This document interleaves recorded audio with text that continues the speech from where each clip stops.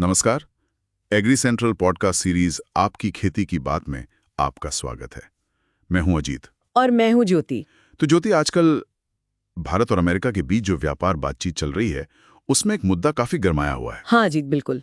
ये अमेरिकी dairy products का मामला है और बात हो रही है कि क्या भारत अपना बाजार इनके लिए खोलेगा। सही। और इसी पर देखिए, हमारे पास SBI रिसर्च की एक ताजा रिपोर्ट आई है। अच्छा। तो आज हम इसी रिपोर्ट को थोड़ा खोल कर देखेंगे, समझने की कोशिश करेंगे कि इसके क्या मायने हैं हमारे किसानों के लिए। हाँ बिल्कुल, चलिए इसी पर विस्तार से चर्चा करते हैं। तो रिपोर्ट की सबसे कह सकते हैं चौंकाने वाली बात से शुरू करते हैं। एक बड़ा आंकड़ा सामने आया है। क्या आंकड़ा है? रिपोर्ट का अंदाजा है कि अगर अमेरिकी डेयरी भारत आई, मतलब आयात खुला, तो भारतीय किसानों को सालाना, सोचिए, 1 लाख रुपए करोड़ तक का नुकसान हो सकता है। 1 लाख करोड़ से ज्यादा? ये तो वाकई बहुत बड़ी रकम है। हाँ, और इसी संवेदनशील मसले पर देखिए, इसी हफ्ते वॉशिंगटन में बातचीत भी चल रही है। और ये इतना गंभीर क्यों है, ये समझना जरूरी है। ये सिर्फ एक आंकड़ा नहीं है, इसके पीछे हमारे लाखों करोड़ों छोटे किसानों की रोजमर्रा की जिंदगी जुड़ी है। सही बात है। पूरी ग्रामीण अर्थव्यवस्था का एक बड़ा हिस्सा डेयरी पर टिका है। रिपोर्ट ये भी कह रही है कि अगर ये आयात होता है तो यहाँ दूध की कीमतें 15 से 25% तक गिर सकती हैं। 15 से 25%? हाँ, अब सोचिए, जिस किसान की कमाई का मुख्य जरिया ही दूध हो, उसकी कीमत इतनी गिर जाए तो क्या होगा। नहीं, ये तो बहुत बहुत ज्यादा गिरावट है। क्या रिपोर्ट ये भी बताती है कि ये नुकसान होगा कैसे, मतलब सिर्फ कीमत गिरने से? देखिए, रिपोर्ट ने इसे थोड़ा और खोला है। उनका कहना है कि अगर हम सिर्फ 15% गिरावट भी मान लें तो भी किसानों की जो कुल आय है उसमें लागत वगैरह घटाने से पहले ही करीब 1.8 लाख करोड़ रुपए की कमी आ सकती है। बाप रे, 1.8 लाख करोड़! नुकसान का अंदाजा है वो 1 करोड़ 3 लाख करोड़ रुपए के आसपास बैठता है। तो ये कोई हवा हवाई बात नहीं, एक ठोस चिंता है। डेयरी के अलावा भी तो अमेरिका कुछ और मांग रहा है ना, जैसे सेब पर, कुछ नट्स पर और GM फसलों पर ड्यूटी कम करने की बात है। हाँ, वो मांगे भी हैं।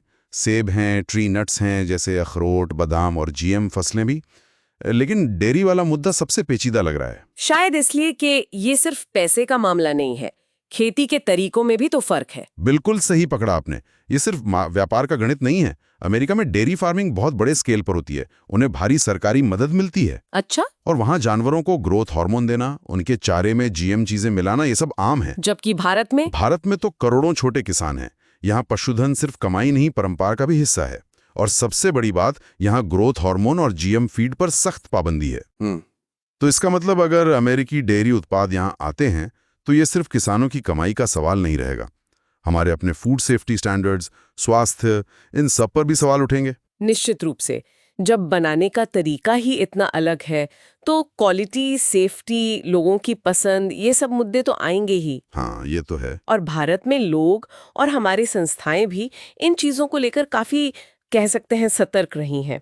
शायद इसीलिए भारत ने आज तक किसी भी फ्री ट्रेड एग्रीमेंट में, मतलब FTA में, डेयरी सेक्टर को रियायतें देने से परहेज ही किया है। अच्छा, तो ये हमेशा से एक तरह की रेड लाइन रही है। हाँ, कह सकते हैं। ये हमेशा से एक नो गो एरिया जैसा रहा है। तो फिर इस बार सरकार का क्या रुख है? इस बातचीत में वो क्या कह रहे हैं? देखिए, सरकार तो आधिकारिक तौर पर यही कह रही है कि उनकी पहली प्राथमिकता अपने किसानों, खासकर छोटे किसानों के हितों की रक्षा करना है। वो पारस्परिक लाभ, मतलब म्यूचुअल बेनिफिट की बात कर रहे हैं कि भाई समझौता ऐसा हो जो दोनों के लिए फायदेमंद हो। लेकिन डेयरी जैसे मामले में ये म्यूचुअल बेनिफिट कैसा दिखेगा, ये बड़ा सवाल है। बिल्कुल, यही तो सबसे मुश्किल पहेली है इस बातचीत की। और ये बातचीत कब तक चलने की उम्मीद है? कोई टाइमलाइन है? हाँ, सुनने में आ रहा है कि शायद पहला फेज सितंबर-अक्टूबर तक पूरा करने का इरादा है। अच्छा, इसी साल? हाँ, और कुछ लोग तो ये भी कह रहे हैं कि शायद 1 अगस्त से पहले कोई अंतरिम, मतलब एक बीच का समझौता भी हो जाए। ओहो, तो मतलब अगले कुछ हफ्ते, महीने काफी अहम है। बिल्कुल, भारतीय डेयरी सेक्टर के लिए ये वक्त बहुत बहुत महत्वपूर्ण होने वाला है। तो कुल मिलाकर स्थिति काफी नाजुक है। हाँ, संक्षेप में यही है। एक तरफ दुनिया से जुड़ने, व्यापार बढ़ाने का मौका है, अमेरिका से रिश्ते बेहतर करने का दबाव भी हो सकता है। दूसरी तरफ अपने करोड़ों किसानों की रोजी रोटी, अपनी खेती के तरीके, अपने फूड स्टैंडर्ड्स बचाने की जिम्मेदारी है। इसी नाजुक संतुलन को साधना सबसे बड़ी चुनौती है। ये वाकई एक उलझी हुई स्थिति है जहां अर्थशास्त्र, समाज, शायद संस्कृति भी सब आपस में जुड़े हुए हैं।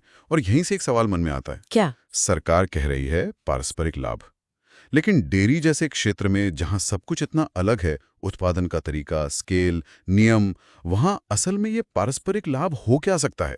क्या कोई बीच का रास्ता मुमकिन है जो दोनों तरफ की चिंताओं को शांत कर सके? इस पर सोचना जरूरी है। बिल्कुल। खैर, आज की इस गहन पड़ताल में इतना ही। एग्रीसेंट्रल की विशेष प्रस्तुति आपके खेती की बात में आज के लिए बस इतना ही।